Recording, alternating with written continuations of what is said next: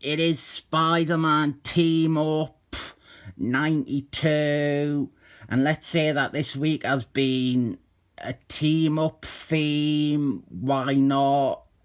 Just be thankful that you are getting a video at all today. I am so ridiculously ill. I have every excuse not a day one. This is Spider-Man and Hawkeye, and it introduces the fourth version of the baddie Fear Master. Yeah, the fourth version. What is this? A DC character? This is written by Mark Spector, but Marky Mark gets a co-assist credit. There is a short stretch of issues of Spider-Man team up like this that are sort of like Marky Mark joints.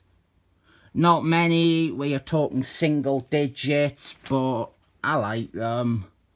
I think the main one that everyone remembers is issue 95, which revamped Chelsea Kane as Mockingbird. Hawkeye is acting uncharacteristically and running away from a totaled armoured truck. And Spider-Man has a textbook misunderstanding fight with him. And then we learn how Hawkeye was guarding that truck and he had fallen victim to the new Fear Master's trademark fear gas. I do like the interactions between Spider-Man and Hawkeye. They are basically just friends. And even though we are on to our fourth version of this bad guy, I still think there's some worth to him. He has a cool design, he has a specific power and idea. The problem with the other Fear Masters were they were all very temporary. The first one died to make way for the second.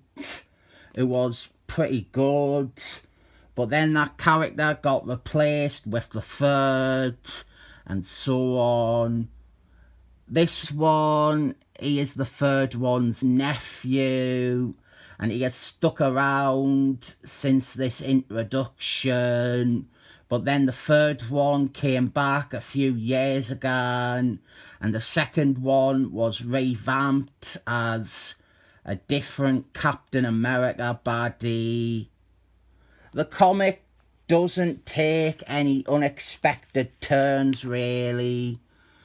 Spider-Man, he tracks down Fear Master, and then after a very short fight where Fear Master is given a free shot and still loses, Spider-Man is exposed to the same fear chemicals and he is made afraid of everything.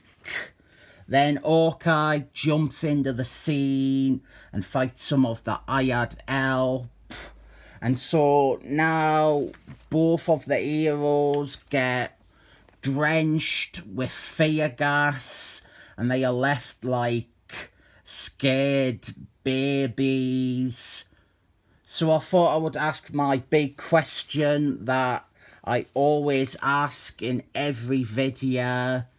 Today it is, what is your favourite Hawkeye story? I really cannot think of mine, and I realised there hasn't been a tremendous amount of amazing Hawkeye stories. There has been great stories with him in.